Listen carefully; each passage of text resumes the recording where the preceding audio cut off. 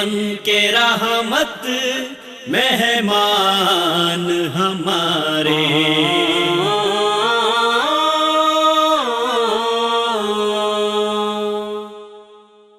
بسم اللہ الرحمن الرحیم. السلام علیکم ورحمۃ اللہ وبرکاتہ. ناظرین، آپ دیکھ رہے ہیں پروگرام مہمان ہمارے، اور میں ہوں آپ کا میزبان بابر فاروق رحیمی. آپ جانتے ہیں ہم اپنے اس پروگرام میں آپ کی ملاقات ملک پاکستان کی ان نامور شخصیات کے ساتھ کرواتے ہیں جنہوں نے مختلف شعبہ زندگی میں نمایاں خدمات انجام دی ہوں. آج کے ہمارے اس پروگرام میں ہمارے معزز مہمان ہیں عظیم باپ کے عظیم فرزند، عظیم شخصیت، ماہر امراض قلب، ماہر روحانی و جسمانی امراض، صرف دل ہی نہیں بلکہ روحانی اور جسمانی بیماریوں کے بھی ایک بہت بڑے معالج آج ہمارے پاس تشریف فرما ہے. آئیے آپ کی ملاقات ان کے ساتھ کرواتے ہیں. جناب ڈاکٹر زعیم الدین لکھوی صاحب، بہت شکریہ جناب ڈاکٹر صاحب، آپ ہمارے اس پروگرام میں اپنا قیمتی وقت نکال کے ہمارے ناظرین کے لیے تشریف لائے. ماشاءاللہ اللہ پاک نے آپ کو دل کی بیماریوں کا ایک بہت بڑا علاج کا ملکہ عطا فرمایا. ویسے تو بنیادی طور پر اللہ کا جو قرآن ہے وہ یہی فرماتا ہے کہ الا بذکر اللہ تطمئن القلوب، کہ دلوں کو اطمینان، سکون یہ اللہ کے ذکر کے ساتھ حاصل ہوتا ہے.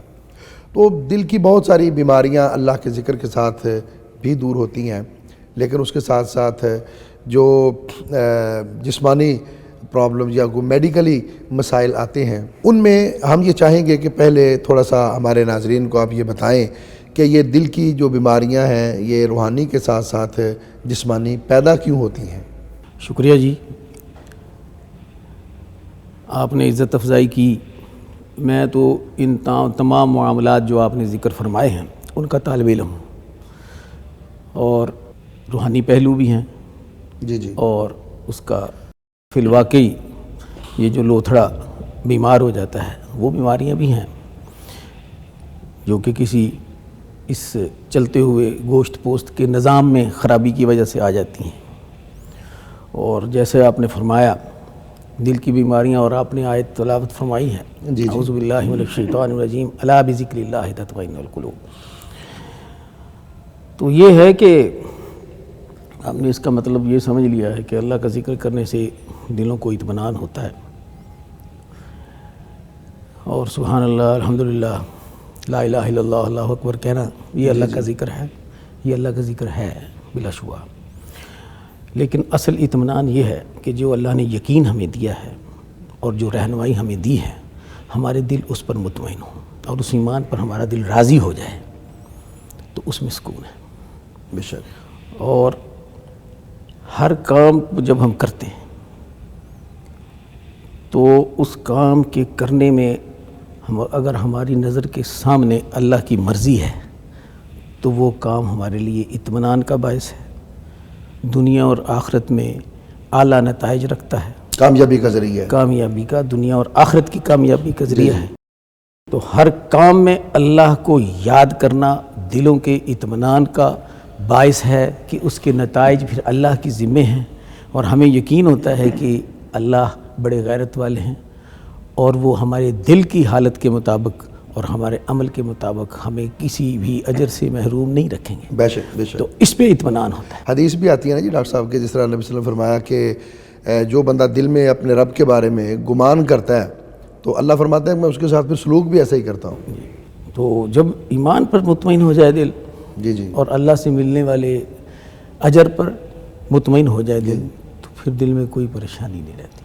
یہ تو اس کی روحانی بات ہے. صحیح. پھر دوسرا یہ ہے کہ اب جدید تحقیق بھی یہ کہتی ہے کہ بے چین دل جو روحانی طور پر، نفسیاتی طور پر مطمئن نہیں ہیں، وہ کسی وجہ سے بھی ہو سکتے ہیں، وہ حسد کی آگ میں ہو سکتے ہیں، وہ انتقام کی وجہ سے ہو سکتے ہیں، وہ لالچ کی وجہ سے ہو سکتے ہیں، وہ دنیا میں بڑا مقام حاصل کرنے کے لیے بے چینی اور اینگزائٹی کی وجہ سے ہو سکتے ہیں.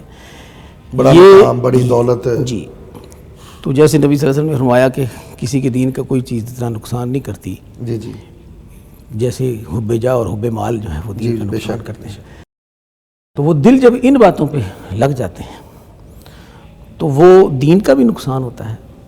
اور سائنس نے یہ بھی ثابت کیا ہے کہ یہ ایسے دل دوسرے لوگوں کی نسبت جلد بیماری کا شکار ہوتے ہیں. اچھا ڈاکٹر صاحب، اس کے ساتھ وہ دوسری جو جسمانی بیماریاں ابھی آپ فرمانے لگے ہیں کہ اس کی وجوہات کیا ہیں جو آج ہمارے مطلب کہ معاشرے کے اندر دل کی بیماریاں بڑی تیزی کے ساتھ پھیل رہی ہیں؟ معاشرے میں تیزی کے ساتھ دل کی بیماریاں پھیلنے کے اسباب بہت سے ہیں اور یہ ایک پورا سبجیکٹ ہے جی جی جس کے لیے ہمیں ایک علیحدہ سے نشست کرنا چاہیے. جی جی تو آپ اگر فرماتے ہیں تو ہم ابھی اس کچھ تھوڑا سا ناظرین کے لیے ہو تاکہ ان کو پتہ چلے کہ یہ اسباب پھر ہے اور اس سے کیسے ناظرین بچا جا سکتا ہے. اسباب جو ہیں وہ میں ان اسباب کی ذکر کروں گا جو سب اپنے زندگی میں نوٹ کر رہے ہیں. جی جی میں آپ جس عمر سے تعلق رکھتے ہیں 50 یا 60، جی جی ہم نے اپنے بچپن میں اپنے گھروں میں رہن سہن کیا دیکھا اور کھانا پینا کیا دیکھا، اور ہمیں اپنے اسکولوں میں جانے کے لیے کیا سہولیات میسر تھیں. صحیح. تو وہ دور جو تھا اس میں ہر چیز میں ایک مشقت اور فزیکل ایکٹیویٹی شامل ہوتی تھی. بے شک ایسے ہی ہے. میں اپنے اسکول اپنے کالج جو ہے شاید ہی کبھی کسی سواری پر گیا ہوں، اور آج اسکول کالج میں جانے والے بچے شاید ہی پیدل آتے ہیں کبھی. تو یہ جو جسمانی مشقت کی کمی ہے اس نے بہت سی بیماریوں کو جنم دیا ہے، اور اس میں ایک یہ بیماری بھی شامل ہے، بلڈ پریشر بھی. ان ایکٹیویٹی جسے انگریزی میں کہتے ہیں جی جی غیر متحرک طرز زندگی جس میں مشقت نہیں، چلنا پھرنا نہیں، جی جی ان ایکٹیویٹی شوگر کا بھی باعث بنتی ہے، بلڈ پریشر کا بھی باعث بنتی ہے، موٹاپے کا بھی باعث بنتی ہے، اور یہ تینوں چیزیں پھر بالآخر دل کے امراض کا بھی باعث بنتی ہیں. اور بہت سی کاہلی، جسمانی سستی، جی مطلب کہ کام میں کچھ زیادہ مشقت نہ کرنا، کوئی ایکٹیو نہ ہونا. تو یہ ہمارا معمول تھا کسی وقت پوری نیشن کا. جی جی وہ معمولات اب نہیں ہیں، تو یہ ایک بڑا فیکٹر ہے. صحیح. دوسری ہماری غذائی عادات جو ہیں پہلے کی نسبت بہت پیچیدہ ہو گئی ہیں، اور اپنے بچپن میں ہم جو کچھ کھانا پینا دیکھتے رہے ہیں وہ سادہ روٹی اور سالن ہی ہوتا تھا، اور اب بہت سے لوازمات ہیں. خالص غذا تھی، خالص آب و ہوا تھی. جی ہاں، اب جو ہے لوازمات بڑے بڑھ گئے ہیں. جی جی اب یہ فاسٹ فوڈ کا کلچر ہے جس سے کوئی ہفتہ شاید ہی کسی بچے کا آج کل فارغ جاتا ہے. ایسے ہی. یہ دل، بلڈ پریشر، شوگر، یہ سب اس کے اسباب میں شامل ہے. یہ اس قسم کی بازاری کھانے اور خاص طور پر فاسٹ فوڈ، برگر، شوارمے، پیزے، بیکری کا استعمال ہے. یہ جو ہے یہ فوڈز آف ہیلتھ ڈسٹرکشن ہے. صحیح. ہاں، صحت کی تباہی کے کھانے ہیں، اور یہ ہماری قوم کا ایک اچھی خاصی ہیبٹ بن چکی ہے. پھر جو بات ہے وہ بچپن میں ہمارے پاس صرف جب میرا وقت تھا جو 70s کا بچپن کا وقت تھا یا 60s کا، تو بناسپتی گھی کوئی کھاتا تھا. ہاں جی. اور دیسی گھی ہوتا تھا. اور آج کے دور میں جو ہے وہ بناسپتی گھی ہے، دیسی گھی کوئی کھاتا ہے. دیسی گھی کوئی کھاتا ہے، اور وہ بھی خالص نہیں ملتا. اور پھر بناسپتی گھی میں تو اس میں کوئی فائدہ نہیں دیکھتا. میں تو سمجھتا ہوں کہ تمباکو نوشی اور بناسپتی گھی گورنمنٹ کو قانوناً بند کرنا چاہیے. صحیح. اور اگر قوم کی صحت عزیز ہے تو اپنے ریونیو کی تھوڑی قربانی دے کے تو یہ بند کر دینا چاہیے. کوکنگ آئل کو رواج ملنا چاہیے، اور کوکنگ آئل بھی ہم باہر سے نہ منگوائیں، اپنے علاقے کی فصلوں سے را کوکنگ آئل دیں جو ٹریٹڈ نہ ہو، کیونکہ ٹریٹ کرنے سے اس کو جو ہے اس کے ساتھ جو کیمیکل ریاکشن کیے جاتے ہیں اس میں بھی کچھ ایسے معاملات آ جاتے ہیں جو صحت کے لیے اچھے نہیں ہیں. صحیح. تو اسے زیادہ سے زیادہ اصلی حالت میں استعمال کرنا، اس بات کو رواج دینا چاہیے. تو یہ گورنمنٹ کے لیول پہ ہوگا تو ہو جائے گا. پھر دل کے امراض میں زیادتی کا ایک سبب جو ہے وہ تمباکو نوشی بھی ہے. موٹاپا بھی اس کا ایک سبب ہے. اچھا جی. اور جو ہے شوگر ہو جائے تو اس کے بھی جو ہے دل کے مرض کا تقریباً خطرہ ڈبل ہو جاتا ہے کسی شوگر والے مریض کو عام آدمی کی نسبت. اچھا اچھا. اور بلڈ پریشر جسے ہو اس کو بھی دل کے مرض کا خدشہ جو ہے وہ تقریباً ڈبل ہو جاتا ہے. یہ عوامل ہیں جو ہمارے معاشرے میں پہلے اس طرح سے نہیں تھے اور اب ہیں، اسی لیے شوگر، بلڈ پریشر، دل کا مرض، فالج کا حملہ، اس کا وہ انسیڈنس، اس کی یعنی ہونے کا امکان پچھلی آج سے 25 سال پہلے اور اس سے بھی اگر پیچھے جائیں تو 50 سال پہلے کی نسبت میں بہت زیادہ ہو گیا۔ صحیح، اس وقت تو ڈاکٹر صاحب یہ بیماریاں ہوتی نہیں تھی، ہیپاٹائٹس، یہ تو اب میں شوگر کبھی تھے شاید لوگ سنتے، یا اس وقت کوئی ان کے نام اور تھے؟ جگر کا مسئلہ ہوتا تھا، لیکن یہ ہیپاٹائٹس تو تب زیادہ زور پکڑا اس نے جب سرنجز کا استعمال زیادہ ہوا۔ اچھا، خاص طور پہ ہیپاٹائٹس بی اور سی، یہ سرنجز اور انجیکشنز شیئر کرنے، بلڈ ٹرانسفیوژن، یہ اس دور کی بیماری ہیں۔ اور اس سے پہلے دور کی جو بیماریاں تھیں وہ تھی ٹی بی، ٹائیفائڈ، ملیریا۔ جی جی جی۔ تو پھر جو ہے اب ہیپاٹائٹس جو وائرس کا ہیپاٹائٹس ہے، اس پہ تو کافی حد تک اس کا علاج، کامیاب علاج جو ہے وہ آ چکا۔ ماشاء اللہ ڈاکٹر صاحب، آپ الحمدللہ سارا دن عوام کی خدمت کرتے ہیں اور خدمت خلق میں مصروف رہتے ہیں، مریضوں کو دیکھنا، ان کو چیک کرنا، ان کے لیے میڈیسن تجاویز کرنا، ان کو تسلی دینا، یہ بہت بڑی بات ہے کہ یہ خدمت کا ایک بہت بڑا پہلو ہے۔ تو صرف جو دل کے مریض ہیں وہی آپ کے پاس آتے ہیں یا ان کو ہی آپ ڈیل کرتے ہیں، یا اس کے علاوہ کوئی اور بیماریوں کا بھی کے مریض بھی آپ کے پاس آتے ہیں؟ دیکھیں، ہماری ایک کتاب ہے دی ہارٹ، ولس جے ہرسٹ اس کا مصنف ہے، اب تو وہ فوت ہو چکا۔ اس کے دیپاچے میں اس نے لکھا ہے کہ اگر آپ نے ایک اچھا ہارٹ اسپیشلسٹ بننا ہے، ایک اچھا کارڈیولوجسٹ بننا ہے، تو آپ کو پہلے ایک اچھا براڈ بیس فزیشین بننا پڑے گا۔ ماشاءاللہ۔ تو یہ بات کبھی پڑھی تھی تو پلے باندھی، اور جو مجھے استاد ملے میو ہسپتال میں 1986 میں میں نے جوائن کیا تھا، اس وقت شعبہ امراض دل کے سربراہ پروفیسر زبیر صاحب تھے۔ اللہ تعالیٰ ان کی زندگی، ان کی عمر دراز فرمائے، ان کی صحت میں برکت دے، ابھی بھی الحمدللہ کام کر رہے ہیں ماشاءاللہ۔ تو ان کے سایہ میں نے دل کے امراض میں کام شروع کیا۔ تو وہ بھی اپنی ایک بڑے ہمدرد اور نرم گوشہ رکھنے والے انسان تھے اور بہت اچھے استاد تھے۔ ان کے ساتھ جب ہم نے کام شروع کیا تو ان کا بھی یہی قول تھا کہ بھی آپ کو تمام امراض کا بخوبی علم ہونا چاہیے، پھر آپ دل کے اچھے فزیشین بن سکتے ہیں۔ صحیح، وجوہات جی ہاں، کا پتہ چل جاتا ہے۔ تو یہ کچھ ان کی رہنمائی تھی اور کچھ بعد میں جو کتابیں پڑھیں، تو اس لیے جب میں پھر 86 میں ہاسپٹل میں تھا، 91 میں نے کراچی جا کر قومی ادارہ امراض دل NICVD جسے کہتے ہیں، وہاں سے پوسٹ گریجویٹ ڈپلومہ کیا۔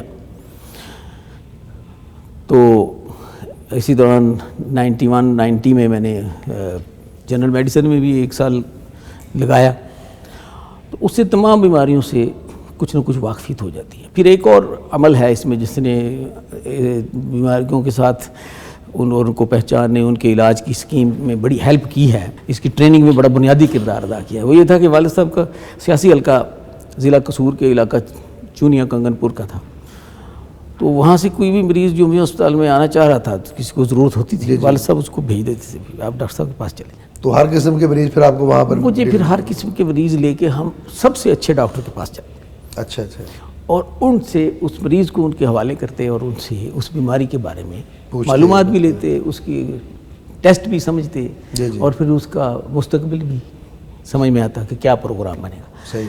تو اس چیز نے یہاں تک تو یہ کہ لوگوں کی مدد ہوتی تھی، وہاں سے اللہ تعالیٰ نے ہمیں یہ بھی برکت، آپ کی مدد بھی کی؟ جی ہماری مدد یہ کی کہ وہ علم جو پھر ہمیں ملتا گیا تو وہ ہمارے تجربے میں شامل ہوتا گیا۔ ماشاءاللہ۔ اس وجہ سے آج میرے پاس جو مریض آتے ہیں وہ صرف دل کے مریض نہیں ہوتے، صحیح، وہ بہت سی ایک دوسرے سے سنا کے آ جاتے ہیں۔ میں نہیں کسی سے کہتا کہ آپ اس مسئلے کے لیے میرے پاس ہیں، میں کہتا ہوں میں تو صرف بلڈ پریشر، دل اور کچھ حد تک چلو شوگر بھی کہہ لیں، میں تو اس کا علاج کرتا ہوں، لیکن چلتے چلتے کام کرتے کرتے لوگوں کا اعتماد ہے کہ وہ دوسری فیلڈ کے لوگ بھی بہت سے آتے ہیں۔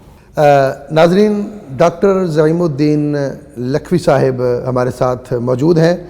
امراض قلب اور دیگر بیماریاں کیوں پیدا ہوتی ہیں ان کے بارے میں بڑی ہی خوبصورت گفتگو فرما رہے تھے۔ انشاءاللہ ان کی باقی باتیں سنیں گے وقفے کے بعد۔ آئے ہیں بن کے رحمت مہمان ہمارے،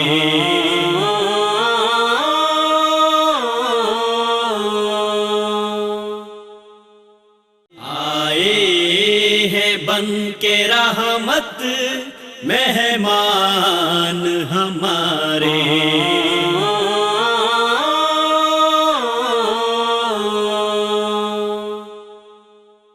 ویلکم بیک ناظرین، وقفے پر جانے سے پہلے ہم ملک پاکستان کی ایک نامور شخصیت عظیم معالج جناب ڈاکٹر زعیم الدین لکھوی صاحب کے ساتھ آپ کی ملاقات کروا رہے تھے۔ آئیے ان کی بہت ہی پیاری اور مفید معلوماتی گفتگو دوبارہ سماعت کرتے ہیں۔ ڈاکٹر صاحب، جس طرح آپ نے ابھی فرمایا، جو دل کی جسمانی بیماریاں ہیں یا دوسری بیماریاں جو میڈیکلی پرابلم ہیں، تو اس کے ساتھ ایک اور بھی آپ کی وجہ شہرت ہے کہ آپ کے والد گرامی ماشاءاللہ عظیم انسان تھے، مولانا معین الدین لکھوی رحمۃ اللہ علیہ۔ ان کی بڑی خدمات ہیں، سیاسی بھی خدمات ہیں، مذہبی خدمات بھی ہیں، تعلیمی خدمات بھی ہیں، اس کے ساتھ ساتھ ان کی روحانی خدمات بھی ہیں۔ لوگ ان کے پاس آتے اپنے علاج معالجہ کے لیے، دم کروانے کے لیے، تو کیا آپ جب دوائی لکھتے ہیں تو اس کے ساتھ کوئی مریض کو دم بھی کرتے ہیں یا دم بتاتے ہیں؟ میں مریض کو ذکر اذکار کی تلقین کرتا ہوں اور اچھے اخلاق کی بھی تلقین کرتا ہوں، اور اچھی عادات انہیں صحت کے حساب سے بھی اور سنت میں سے بھی، سنت کا حوالہ دے کے بھی بتاتا ہوں تاکہ ان کا شوق اور ذوق وہ زیادہ بہتر ہو۔ تو جہاں تک والد صاحب کا اس معاملے میں ہے کہ وہ دم بھی کرتے تھے اور علاج بھی کرتے تھے، تو ان کے علاج جو تھے وہ سارے شرعی طریقہ کار کے مطابق تھے۔ کوئی شخص جو ان کے پاس کوئی اپنا مسئلہ لے کر آتا، مثلا جن کا مسئلہ ہے جی، یا نفسیاتی مسائل، بعض اوقات جنات اور نفسیاتی مسائل مکس اپ ہوتے ہیں، لوگ سمجھتے شاید جادو ہے، سایہ ہے، جنات ہو اور گئے، بعض اوقات وہ جنات ہی ہوتے ہیں، بعض اوقات وہ جنات نہیں ہوتے، صرف نفسیات ہوتے ہیں، بعض اوقات نفسیات جنات مکس ہو جاتے ہیں۔ تو جو کچھ میں نے دیکھا والد صاحب کے پاس بیٹھ کے اس معاملے میں، وہ یہ تھا کہ والد صاحب کی پہلی تاکید جو تھی وہ پاکیزگی کی ہوتی تھی۔ اچھا، ماشاءاللہ، کہ طہارت سکھاتے، پوچھتے طہارت کرنے آتی ہے، اور پھر اس کو مریض کو یا مخاطب کو سمجھاتے کہ طہارت کے یہ مسائل ہیں۔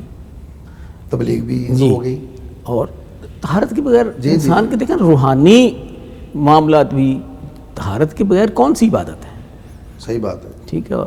اور طہارت بڑی ضروری، دیکھیں اللہ تعالیٰ نے حضرت ابراہیم علیہ السلام نے بھی جب حضرت نبی کریم صلی اللہ علیہ وسلم کے لیے دعا کی ہے کہ ان میں ایک رسول آپ مبعوث فرمائیں، تو اس میں ذکر فرمایا کہ وَيُزَكِّيهِمْ، تو تزکیہ اور طہارت وہ جسمانی، روحانی، ہر طرح سے وہ عبادت کی بنیادی شرط ہے۔ ایسے ہی، اور جتنا بھی اچھا وضو کر لیں، جتنے بھی اچھے صاف ستھرے کپڑے پہن لیں، اگر جسمانی طہارت نہیں، کپڑوں کی پاکیزگی نہیں، جو شریعت ہم سے تقاضا کرتی ہے، صرف صفائی ہے، تو پھر وہ اللہ تعالیٰ کی طرف سے وہ مدد نہیں ملے گی۔ صفائی اور چیز ہے، پاکیزگی اور چیز ہے۔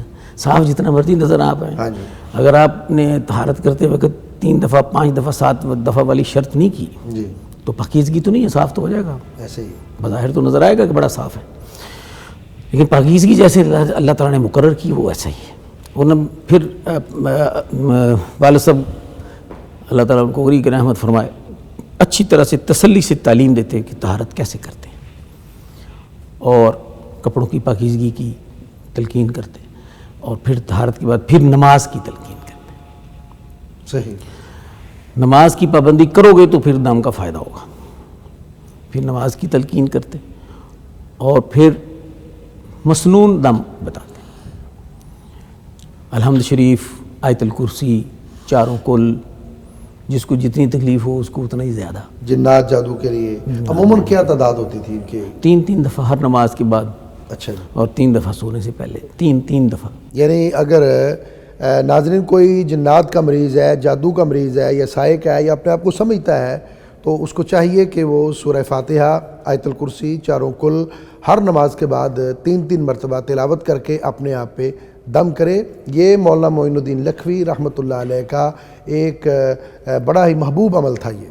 یہ مطلب ان کی یہ تجویز ہوا کرتی تھی اور یہ سنت سے ہے۔ جی نبی کریم صلی اللہ علیہ وسلم کے بارے میں بھی ہے کہ جب آپ بستر پر جاتے تو اس طرح سے پڑھنے کے بعد اپنے ہاتھوں پہ پھونک کے تو پھر اپنے سارے جسم پہ اپنے ہاتھوں کو پھیرتے تھے۔ تو یہ والد صاحب بھی سکھاتے، تعلیم کرتے۔ صحیح۔ تو یہ روحانی ان کا طریقہ علاج تھا۔ تو جہاں تک یہ ہے کہ بے اولاد لوگ آتے تھے جی جی، اور یا وہ لوگ آتے تھے جن کے بیٹے نہیں ہو رہے، اولاد نرینہ نہیں، اولاد نرینہ نہیں ہے، یہ بڑا آج بھی ہمارے معاشرے میں ہے نا۔ عالمی ہے۔ اس کا جو علاج والد صاحب تجویز فرمایا کرتے تھے اس کی بنیاد بھی قرآن میں ہے۔ اچھا جی، ماشاء اللہ۔ وہ بھی ہمارے ناظرین کو آج یہ بھی نسخہ بتا دیں کہ بے اولادی کا، اولاد نرینہ کے لیے۔ سورہ نوح میں جو ہے آیات ہیں، اعوذ باللہ من الشیطان الرجیم، بسم اللہ الرحمن الرحیم، فَقُلْتُ اسْتَغْفِرُوا رَبَّكُمْ إِنَّهُ كَانَ غَفَّارًا يُرْسِلِ السَّمَاءَ عَلَيْكُمْ مِدْرَارًا وَيُمْدِدْكُمْ بِأَمْوَالٍ وَبَنِينَ وَيَجْعَلْ لَكُمْ جَنَّاتٍ وَيَجْعَلْ لَكُمْ أَنْهَارًا۔ اب اس میں بتائیں آپ کہ کیا وعدہ آیا ہے اس میں؟ جی جی، بیٹوں کا وعدہ ہے نا، اولاد نرینہ کا وعدہ ٹھیک ہے۔ تو یہی عمل جو ہے جی جی، اب استغفار کیسے کرنا ہے؟ استغفار کا مطلب تو یہ ہے نا کہ گناہ معاف ہو جائیں۔ جی جی، تو والد صاحب یہ فرمایا کرتے تھے ہر نماز کے بعد 33 دفعہ سبحان اللہ، 33 دفعہ الحمدللہ، 34 دفعہ اللہ اکبر کہیں، اور رات سوتے وقت بھی یہ ذکر کریں۔ صحیح۔ یہ عمل بتایا کرتے تھے۔ اب آپ کو حدیث یاد ہوگی جس میں نبی کریم صلی اللہ علیہ وسلم نے فرمایا کہ جو یہ عمل کرے گا اس کے گناہ سمندر کی جھاگ جتنے بھی ہوں گے تو اللہ معاف کر دے گا۔ اب جب اس کے گناہ معاف ہو جائیں گے تو کیا ہوگا؟ قرآن کیا کہہ رہا ہے؟ پھر یرسل السماء علیکم مدرارا ویمددکم باموال ویجعل لکم جنات ویجعل لکم انہارا، رحمتیں رحمتیں۔ ٹھیک ہے۔ تو جب یہ اب بتائیں یہ طریقہ علاج ہے نا، جی جی، بہترین طریقہ ہے۔ گناہ معاف ہو گئے جی جی تو یہ وعدہ اللہ کا آ گیا جی اور وہ اس کے نتیجے میں اللہ تعالیٰ رحمت فرما دیتے۔ جی، اور وہ انہوں نے ایک رجسٹر مینٹین کیا تھا جس میں کوئی 500 افراد ایسے تھے۔ اچھا جی، یہ آخری عمر میں انہیں خیال آیا کہ مجھے کچھ ریکارڈ مینٹین کرنا چاہیے، صحیح۔ تو اس میں انہوں نے کوئی 500 افراد کا ڈیٹا رکھا تھا جس میں بے اولادوں کو اور جن لوگوں کو بیٹے نہیں ہو رہے تھے اللہ تعالیٰ نے ان کو بیٹے دیے، ماشاء اور اسی طریقہ علاج پر دیے۔ یہ کوئی ان کا تعویذ نہیں ہوتا تھا، جی جی جی، یہ قرآن اور حدیث سے ایک اخذ شدہ ثابت بتایا۔ اخذ شدہ ایک عمل تھا جو اس کا وہ طریقہ کار سمجھا دیتے اور اللہ جو اپنے وعدے کے مطابق رحمت فرما دیتا۔ لیکن ڈاکٹر صاحب استغفر اللہ پڑھنا ہے، ناظرین یہ جاننا چاہیں گے، ظاہر ہے کہ ابھی آپ کو لاکھوں ناظرین ماشاءاللہ دیکھ رہے ہیں، استغفر اللہ کہنا ہے یا کوئی اور الفاظ کہنے ہیں، اللہم اغفر لی کہنا ہے، رب اغفر لی کہنا ہے، دعا میں، سجدے میں، یا ویسے یہ ان کی تعداد کتنی ہونی چاہیے کم از کم؟ دیکھیں میں نے کیوں تجویز کرنا ہے؟ نہیں، جو والد گرامی سے آپ نے سیکھا ہے۔ میں نے عرض کیا نا، ایک تو یہ آپ کے پاس حدیث ہے، جی جی اور بھی کئی دوسرے استغفار ہیں جن کے بارے میں احادیث موجود جی ہیں۔ جی، کوئی بھی ذریعہ اختیار کیا جا سکتا ہے، کوئی بھی استغفار جو حدیث سے آپ کو ملتا ہے کہ یہ گناہوں کی معافی کا وعدہ ہے اس کے نتیجے میں اللہ تعالیٰ کا، وہ استغفار آپ اختیار کریں تو اس کے نتائج یہی نکلیں گے۔ انشاءاللہ۔ استغفر اللہ الذی لا الہ الا هو الحی القیوم واتوب الیہ 3 دفعہ کہنا، جی جی، فجر کی نماز کے بعد 3 دفعہ کہنا، مغرب کی نماز 3 دفعہ کہنا، فجر کی سنتوں اور فرضوں کے درمیان 3 دفعہ کہنا بھی کہیں روایت جی ہے۔ تو اس کے نتیجے میں بھی گناہوں کی معافی کا وعدہ ہے، جی جی، چاہے کوئی جنگ سے، میدان جہاد سے بھی بھاگا ہو، تو یہ بھی عمل اختیار کیا جا سکتا ہے۔ کوئی عمل جو گناہوں کی معافی کا سبب بنتا ہے اور اللہ تعالیٰ کے نبی سے ثابت ہے، ہاں وہ الفاظ، وہ الفاظ، وہ عمل اختیار کرنے سے گناہ معاف ہوں گے اور اللہ کا وعدہ پورا ہوگا انشاءاللہ۔ انشاءاللہ۔ ڈاکٹر صاحب جس طرح ابھی ذکر ہوا مولانا معین الدین لکھوی رحمۃ اللہ علیہ کا کہ بہت سارے لوگ ان کے پاس آتے اپنے روحانی مسائل لے کر، بے اولادی کے، جنات کے، جادو اور دیگر بیماریوں کے بھی، اسی طرح ان کے پاس بہت سارے لوگ سیاسی مسائل لے کر بھی آتے، اور پھر الحمدللہ انہوں نے سیاسی میدان میں بھی ایک بڑا نام کمایا، کئی مرتبہ وہ قومی اسمبلی کے ممبر بھی بنے۔ تو اس چیز کو آپ کس نظر سے دیکھتے ہیں؟ ان کی یہ بھی ایک خدمت خلق کا پہلو تھا لیکن پھر اس کے اثرات آپ کے خاندان پر بھی آئے اور جماعت پر بھی آئے اور اہل علاقہ پر، کس طرح آپ اس کے اثرات کو دیکھتے ہیں؟ باپ نے سیاسی پہلو کا ذکر کیا، جی جی والد صاحب کی زندگی کا. والد صاحب کی زندگی کے تعلیمی اور تدریسی پہلو سے آپ واقف ہیں، جی جی تبلیغی پہلو سے آپ واقف ہیں. لیکن وہ ناظرین کے لیے ہم بعد میں وہ بھی ڈسکس کریں گے، وہ اگلے سٹیپ پہ. میں چاہتا تھا کہ یہاں سے مسائل پہ بات آئی ہے جی. تو انشاءاللہ پھر اگر آپ یہ سمجھتے ہیں کہ پہلے تدریسی اور تعلیمی خدمات کا ذکر ہونا چاہیے. اصل میں یہ ان کی جب ہم والد صاحب کی بات کرتے ہیں نا جی جی تو پھر ہمیں کولیکٹیولی ہی بات کرنی پڑے. بات کرنی پڑے. جی جی اب آپ یہ دیکھ لیجئے کہ لکھوی خاندان کو آپ لوگ جو جانتے ہیں، میں تو بہت حقیر سا ایک رکن ہوں، اللہ نے مجھے وہاں پیدا کیا ہے الحمدللہ. تو وہ بنیادی طور پر تعلیمی اور تدریسی خدمات ہیں. صحیح. لکھوں کے جو ضلع فیروز پور میں گاؤں ہے، وہاں سے جس مدرسہ کی بنیاد آج سے کوئی 300 سال پہلے رکھی گئی، جامعہ محمدیہ لکھوں کے، تو اس مدرسے کا فیض ہے اور علم کی وہ خدمت ہے جو اس مدرسہ میں ہوئی کہ آج دنیا لکھوں کی کو جانتی ہے یا لکھویوں کو جانتی ہے. ماشاءاللہ. تو یہ ہے لکھوی آج تو ایک برانڈ بن گیا ہے. جی. ماشاءاللہ. تو یہ ہے تعلیم کا میدان جی جی اور تدریس کا میدان اور تبلیغ کا میدان. ایسے ہی ہے. جی ٹھیک. اب تعلیم اور تدریس ہے، تبلیغ ہے. تبلیغ بھی ہے. تبلیغ کے لیے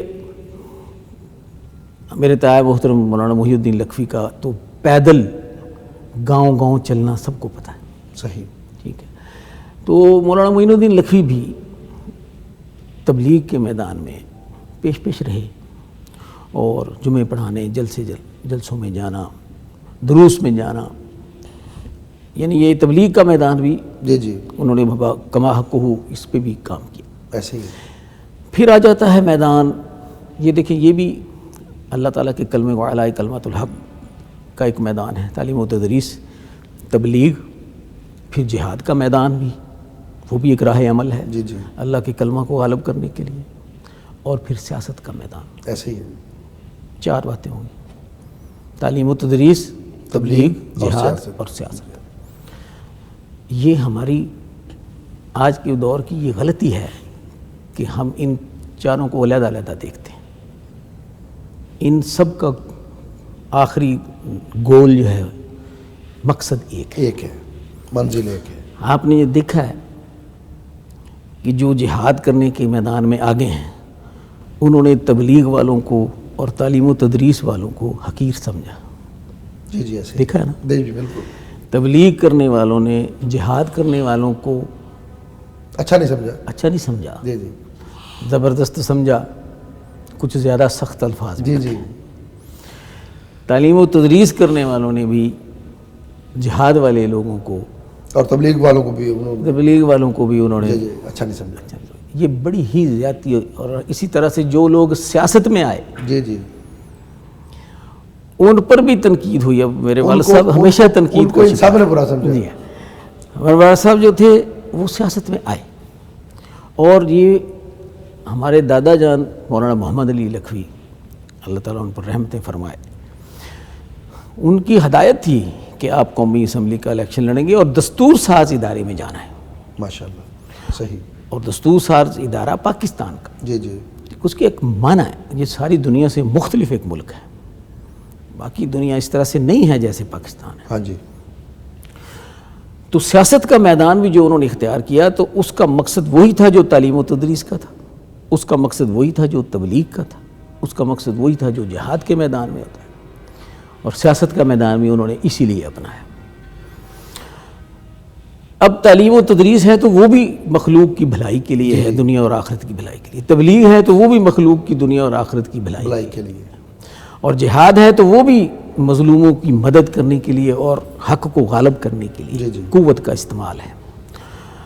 اور جو سیاست ہے تو وہ بھی ہمارے والد صاحب نے جو اختیار کی تو وہ انہوں نے فرمایا، ان کا قول ہے کہ جو کام ہم ممبر اور مصلی پہ کرتے رہے وہی کام ہم اسمبلیوں میں کرنا چاہتے ہیں. ماشاءاللہ. اس کے لیے ہم سیاست میں آئے.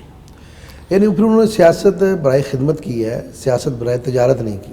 جی ہاں الحمدللہ. آج یہ بھی مسئلہ ہے. اور پھر میں یہ سمجھتا ہوں ڈاکٹر صاحب کہ مولانا معین الدین لکھوی رحمۃ اللہ علیہ نے یہ جو ساری چیزیں یک وقت کی ہیں، حقیقت میں انہوں نے اپنے اکابرین اور اپنے اسلاف کی یاد تازہ کر دی. تو یہ اس طرح سے آپ اسے کہیں کہ الحمدللہ انہوں نے جو حق کسی پہ، کسی عالم پہ بطور ایک امتی ہونے کے جی جی اور نبی کا وارث ہونے کے، آپ فرماتے ہیں نا ہاں جی العلماء ورثۃ الانبیاء، تو وہ وارث اس لیے تو نہیں ہے کہ وہ مصلی پہ بیٹھے رہیں اور نمازیں پڑھیں اور جنت میں چلے جائیں. جی جی وہ وراثت تو یہ ہے کہ ساری مخلوق کی فکر کریں کہ وہ جنت میں جانے والی. پھر تمام شعبوں کی. جی ہاں، پھر تو یہ نبیوں کا کام یہ تو نہیں ہوتا کہ خود جنت میں جانا ہے. جی جی ایسے ہی نبیوں کا کام یہ ہوتا ہے کہ ساری دنیا کو اللہ کی ناراضگی سے بچا کے اللہ کو راضی کرنے والے راستے پر چلانا، یہ مقصد ہوتا ہے. ایسے ہی. اور یہی بات ہمارے بجان کہا کرتے تھے، اور اس بات کو کہتے وہ فرمایا کرتے تھے میری زندگی کا مقصد تیرے دین کی سرفرازی، میں اسی لیے مسلمان، میں اسی لیے نمازی، میں اسی لیے مسلمان، میں اسی لیے نمازی. یہ فرمایا کرتے تھے مولانا معین الدین لکھوی رحمۃ اللہ علیہ. ان کی حسین یادیں اور حسین باتیں ہمارے ساتھ شیئر کر رہے ہیں جناب ڈاکٹر زعیم الدین لکھوی صاحب. انشاءاللہ باقی بریک کے بعد. آئے ہیں بن کے رحمت مہمان ہمارے،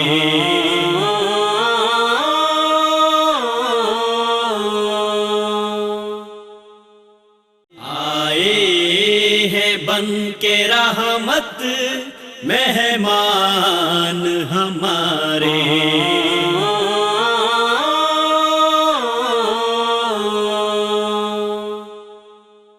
ویلکم بیک.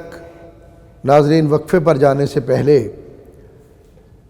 ہم معروف معالج جناب ڈاکٹر زعیم الدین لکھوی صاحب سے ملاقات کر رہے تھے. آئیے ایک مرتبہ پھر ان سے ملتے ہیں. ڈاکٹر صاحب، آپ نے جس طرح بتایا کہ مولانا معین الدین لکھوی رحمۃ اللہ علیہ ہمہ جہت شخصیت ہے، اور انہوں نے خدمت خلق کے لیے کوئی ایک میدان نہیں اپنایا، بلکہ ہر میدان کے اندر انہوں نے عوام کی خدمت کرنے کی کوشش کی. تو اس میں تھوڑا سا تعلیم اور تدریس کے مولانا کس جگہ پڑھایا کرتے، انہوں نے جو جامعہ کی بنیاد رکھی وہ کس طرح جامعہ کی بنیاد رکھی گئی، اور پھر ماشاءاللہ ان کے شاگرد تو ظاہر ہے کہ ہزاروں میں ہوں گے، لیکن کون کون سے وہ نامور شخصیات ہیں جنہوں نے ان سے فیض حاصل کیا؟ ایسا ہے کہ یہ لکھوکی میں رہائش تھی. مولانا کی پیدائش جو ہے وہ 1921 کی ہے. اچھا. تو 1928 میں جو ہے جب دادا محترم جو ہے وہ، کیونکہ ان کی تحریک مجاہدین کے ساتھ تعلق تھا جی جی اور انگریز کی حکومت تھی، تو انہوں نے نقل مکانی کی یہاں سے اور مدینہ منورہ جا بسے. اچھا اچھا. تو تقریباً 1935 میں وہ مدینہ منورہ چلے گئے. ٹھیک. پھر یہاں کی جو ذمہ داری تھی وہ والد صاحب کے کندھوں پہ آئی. صحیح. اس وقت والد صاحب کے ماموں بھی اور کچھ دوسرے بزرگ بھی خاندان کے موجود تھے. بڑے بھائی تایا ابا ہمارے، ہمیں انہیں بڑے ابا جان کہا کرتے ہیں، صحیح. مولانا محی الدین لکھوی. تو ان کا مزاج جو تھا وہ زیادہ تر جو ہے وہ ذکر اذکار اور واعظ نصیحت اور تعلیم و تدریس کا زیادہ تھا. تو دفتروں میں آنا جانا اور یہ معاملات جو تھے یہ ان کے ذوق کے، ان کے مزاج کے مطابق نہیں تھے. تو یہ ذمہ داریاں جو ہیں وہ والد صاحب کو ادا کرنا پڑیں. صحیح. تو وہ جائیداد کے معاملات، وہ مدارس کے قانونی معاملات، جی جی اور کچھ انتظامی معاملات بھی یہ بڑی چھوٹی عمر سے جو ہے وہ انہیں کرنا پڑے، تقریباً 14 سال کی عمر سے. اچھا ماشاء اللہ. تو وہیں پہ کرتے کرتے انہوں نے پڑھا اور پڑھتے پڑھتے کیا. جی. تو انتظامی معاملات اس وقت سے انہیں یہ انتظامی معاملات جو تھے وہ سنبھالنے پڑ گئے. تو اسی وقت کے جو اساتذہ جو ہمارے عزیز بھی تھے وہاں پہ انہوں نے ان سے پڑھا. پھر ان کی جو ہے تفسیر کی جو ہے وہ انہوں نے مولانا محمد احمد علی لاہوری ان کے پاس تفسیر کا امتحان بھی دیا. پھر مولانا ابراہیم میر سیالکوٹی ان کے پاس بھی انہوں نے تفسیر پڑھی. ماشاء اللہ. پھر حافظ محمد گوندلوی صاحب رحمۃ اللہ علیہ. ہاں جی رحمۃ اللہ علیہ. تو یہ ان اصحاب سے انہوں نے جو ہے وہ تعلیم حاصل کی. ماشاء اللہ. جو یہ اساتذہ وہ ہیں جو ہمارے خاندان کے مقامی لکھوں کے جو اساتذہ تھے ان کے علاوہ تھے. تو یہ تو ان کا سلسلہ تعلیم تھا. جی جی. پھر انہوں نے آگے پڑھایا بھی. میٹرک تک انہوں نے فیروز پور سے پڑھا بھی. اچھا جی. اور پھر انہوں نے پڑھایا بھی. اور خاص ملکہ جو ہے وہ انہیں حاصل تھا تفسیر پر. ماشاء اللہ.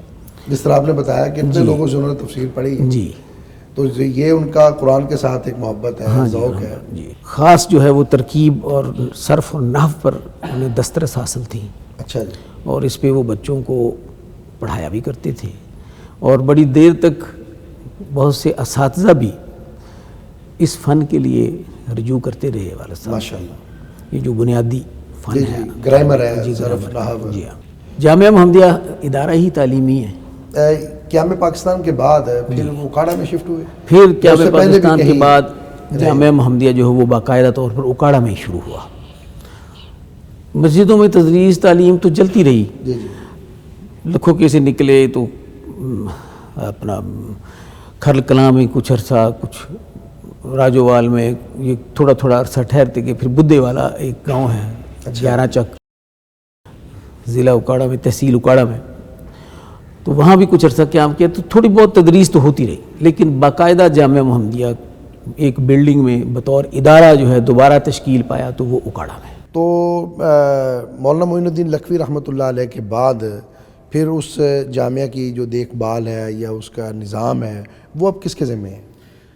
وہ نظام جو ہے وہ کچھ میرے ذمہ ہے بطور محتمم, اور اس کا دوسرے میرے ساتھ تایا جی محترم مرحوم مولانا معین الدین لکھوی رحمۃ اللہ علیہ, جی جی, ان کے بیٹے محمد حمود صاحب ہیں. اچھا جی. ناظم کی ذمہ داریاں وہ ادا کر رہے ہیں. اور ہمارے سرپرست جو ہیں صدر وہ پروفیسر ڈاکٹر محمد حماد لکھوی صاحب ہیں. جی جی. تو یہ باڈی ہے ہماری وہاں. اور اب جامعہ محمدیہ جو ہے اس طرح سے ہم سب بھائیوں کی جو ہے وہ مشترکہ ذمہ داری ہے. مولانا معین الدین لکھوی رحمۃ اللہ علیہ ہجرت کے بعد مختلف چھوٹے گاؤں میں بھی کچھ عرصہ ٹھہرے. پھر آپ نے بتایا کہ وہ اکاڑا میں آ کر انہوں نے اس کو اکاڑا کو اپنا مسکن بنا لیا, لیکن الیکشن جو ہے وہ ضلع قصور سے لڑتے رہے. اس کی کیا وجہ تھی؟ آپ ضلع فیروز پور دیکھیں اچھا آج کہاں ہے, اور لکھوں کے بہرام جو اسے نقشے پہ دیکھیں نا, جی جی, تو قصور سے فیروز پور روڈ ہے, آپ کو پتہ ہے لاہور سے ہی ہے. اس پہ گنڈا سنگھ ہیڈ ورکس سے گزر کے انڈیا میں داخل ہوتے ہیں, اور وہ ضلع فیروز پور ہے. تو گنڈا سنگھ ہیڈ ورکس سے تقریباً 14 میل کے فاصلے پہ وہ گاؤں ہے لکھوں کے بہرام. اچھا جی. تو ادھر سے اگر ہم پاکستان کی طرف سے دیکھیں تو وہ تقریباً منڈی عثمان والا کے سامنے آتا ہے. اچھا اچھا, ٹھیک ہے. تو منڈی عثمان والا قصبہ کھڈیاں کے پاس قصبہ ہے. جی جی. اس طرح سے اس علاقے میں آنا جانا جو ہے نا ہمارا وہ نسلوں سے ہے. صحیح. اور تقسیم سے پہلے ہے. جی تقسیم سے پہلے.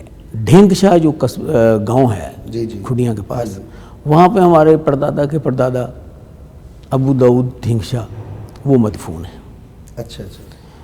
ان کے نام کے ساتھ ڈھینگ شاہ اس لگتا کے نام کے ساتھ ڈھینگ شاہ لگایا وہاں کے رہنے والوں نے. جی جی, یہ نہیں گاؤں کا نام ان کی وجہ سے. ان کی وجہ سے. اچھا اچھا. تو یہاں سے نقل مکانی کر گئے تھے ان کے بیٹے, اور پہلے لاہور میں اور پھر لکھوں کی میں جا بسے. صحیح. لیکن آنا جانا اس علاقے میں رہا. قیام پاکستان سے پہلے ضلع اکاڑا میں راجووال کے پاس ایک گاؤں ہے کھرل کلاں, وہاں دادا جان مولانا محمد علی لکھوی صاحب نے تقریباً 1 مربع اراضی جو ہے وہ قیام پاکستان سے پہلے خرید لی تھی. اچھا اچھا. قیام پاکستان کے بعد وہاں بھی کچھ عرصہ مولانا معین الدین لکھوی نے تدریس کا کام شروع کیا, لیکن نہر ٹوٹی, سیلاب آیا تو وہ وہاں سے پھر وہ جگہ انہوں نے چھوڑنا پڑ گئی. صحیح. اور پھر قلعہ تارا سنگھ میں جا, جو جسے اس وقت قلعہ تارا سنگھ کہا جاتا تھا, اب اس کا نام الہ آباد ہے. دیپال پور سے کوئی 2 میل کے فاصلے پہ وہ گاؤں ہے, وہاں پہ جا کے بسے. دادی اماں بھی ادھر ہی رہیں, ہم لوگ، میری پیدائش خود بھی اسی الہ آباد گاؤں کی ہے اور بچپن وہیں پہ گزرا. تو جب جامعہ محمدیہ کے پاس پھر ہمیں رہائش ایک چھوٹی سی مل گئی تو پھر والد صاحب بچوں کو یہاں لے آئے. جس طرح کہ ان کی تعلیمی خدمات اور تدریسی خدمات آپ نے سنبھال لی ہیں، ان کا بوجھ آپ کے کندھوں پہ آ گیا، تو مولانا معین الدین لکھوی رحمۃ اللہ علیہ کا جو سیاسی میدان تھا پھر اس کو کس نے سنبھالا؟ جو والد صاحب کی سیاسی ذمہ داریاں ہیں اس کے لحاظ سے ہمارے پاس حلقہ تو وہ ہے قصور کا. جی جی. اور وہاں پہ ڈاکٹر عظیم الدین زاہد جو ہے وہ اس ذمہ داری کو نبھا رہے ہیں اور ان کی خدمات اور ان کی خدمت خلق کا سلسلہ بطور ڈاکٹر بھی اور بطور رفاع عامہ سیاستدان بھی وہ جاری ہے الحمدللہ. آج کل ضلع قصور پی ٹی آئی کے پریزیڈنٹ ہیں اور لیکن مزاج الحمدللہ وہی ہے والد صاحب والا. جی جی. بات جو ہے اس کو سچائی کی بنیاد پہ لے کے چلنا اور اسی بنیاد پہ فیصلے کرنے. والد صاحب کا فرمان تھا کہ ہم نے لوگوں کو یہ دکھانا ہے کہ دین پر چلتے ہوئے سیاست کیسے کی جاتی ہے. تو سچائی اور حق پرستی یہ سیاست کا بنیادی اصول ہے جس پر سیاست کرتے ہیں اور یہ آپ کو وراثت میں ملی ہے الحمدللہ. دیکھیں مولانا معین الدین لکھوی کی سیاست جو تھی اس کے بھی مقاصد وہی تھے جی جو تعلیم و تدریس کے تھے، جو تبلیغ کے تھے، اعلی کلمۃ الحق. انہوں نے اپنے سیاسی میدان میں اگر کسی سے اتفاق کیا ہے تو وہ بھی دین اور نظریہ پاکستان کی سربلندی کے لیے، اور اگر کسی سے اختلاف کیا ہے تو اسی لیے. ان کا بنیادی مقصد جو ہے وہ پاکستان کو بنیادی نظریے پر پاکستان بنانا تھا. ان کی سیاست کا آخری گول یہی تھا، نفاذ اسلام. اسی لیے انہوں نے جب بھی شریعت بل کا نام آیا تو انہوں نے شریعت بل کی حمایت کی. جب بھی کسی نے اسلامی قوانین کے نفاذ کی بات کی تو انہوں نے اس کی حمایت کی. اور جب اسمبلی میں کوئی قانون آیا تو وہ اس کے سرخیل آگے بڑھ کے اس کے لیے کام کرنے والے رہے. آج کے وقت میں آپ کو جو بھی آئین دستور پاکستان میں اسلام اور نظریہ پاکستان کے مطابق جو بھی قانون شہادت ہے، قصاص دیت ہے اور بھی کئی قوانین ہیں، حق شفا کا قانون ہے، جو کچھ بھی اسلامی دفعات آپ کو نظر آتی ہیں اس میں ایک بہت بڑا حصہ جو ہے وہ مولانا معین الدین لکھوی کا ہے. ماشاءاللہ. اور میں یہ کہتا ہوں کہ آپ ریکارڈ نکالیں اسمبلی کا، ان کی جو ہے پارلیمانی زندگی جو ہے اس میں 2 سال مجلس شورا، 3 سال 85 والی اسمبلی، 3 سال 90 والی اسمبلی، 3 سال 97 والی اسمبلی، تو یہ سارے ملائیں تو یہ تقریباً 10 سال بن جاتے ہیں. جی جی. اور مجلس شورا بھی ملا لیں تو تقریباً 12 سال بن جاتے ہیں. آپ ان کے خطابات جو اسمبلی میں ان کو دیکھیں تو آپ کو پتہ چلتا ہے کہ اس بندے کا مقصد یہاں بیٹھنے کا کیا ہے. صحیح. ہمارے پاس بہت سے ایسے آپ کو شخصیات ملیں گی جو پبلک اجتماعات میں نفاذ اسلام کی خوب بات کرتی ہیں. ہاں جی. لیکن جب اقتدار کی میز پہ کسی کو حمایت یا مخالفت کا معاملہ ہوتا ہے جی جی تو اس وقت جو وہ باتیں منواتے ہیں وہ نفاذ اسلام نہیں ہوتی، وہ کچھ اور ہوتی ہیں. لیکن والد صاحب کا جو تھا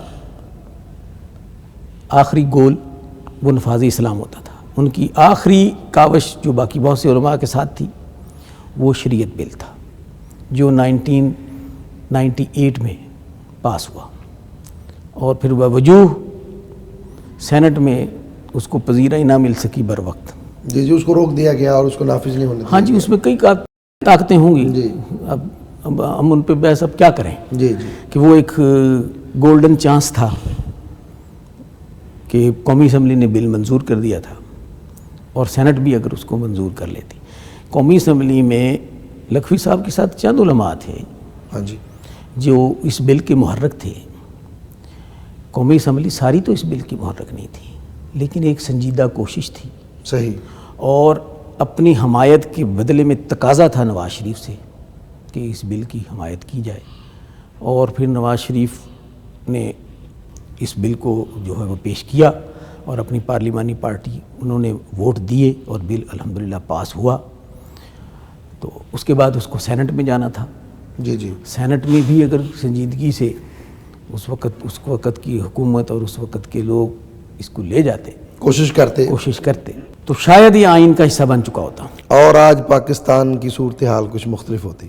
اللہ کے فضل سے جہاں پہ حدود آ جائیں تو اللہ تعالیٰ فرماتے ہیں، اللہ تعالیٰ کے نبی نے فرمایا کہ ایک حد جب قائم ہوتی ہے تو اتنی رحمت ہوتی ہے جیسے 40 دن کی بارش سے ایسے ہی اتنی رحمت کسی کو نصیب ہوتی ہے۔ بے شک، تو یہ تو ہماری بد نصیبی ہے کہ ہم نے جو برکات اللہ اور اللہ کے رسول کا وعدہ ہے ہمارے ساتھ، ہم ان کے بجائے دنیا کی ان قوتوں کو خوش کرنے کی کوشش کرتے ہیں جن کے ذمے، جن کے ہاتھ میں نہ دنیا اور نہ آخرت کے کوئی معاملات نہیں ہیں۔ صحیح، اور ہم اس وقت جو ہے وہ پاکستان کی بنیادی نظریے سے اور اللہ تعالیٰ کے ساتھ اپنی وفا اور رسول اللہ صلی اللہ علیہ وسلم کے ساتھ اپنی وفا سے انحراف کرتے ہیں جب ہم پاکستان کے آئینی معاملات کو اس نہج پر لے کے نہیں آتے جس کا وعدہ کر کے پاکستان بنایا گیا تھا۔ ناظرین، ہمارے ساتھ موجود تھے ملک پاکستان کی عظیم شخصیت، عظیم روحانی و جسمانی معالج، عظیم باپ کے عظیم فرزند جناب ڈاکٹر زعیم الدین لکھوی صاحب۔ ہمارے پروگرام کا وقت ختم ہوا، اگلے پروگرام تک کے لیے اجازت دیجیے، اللہ حافظ۔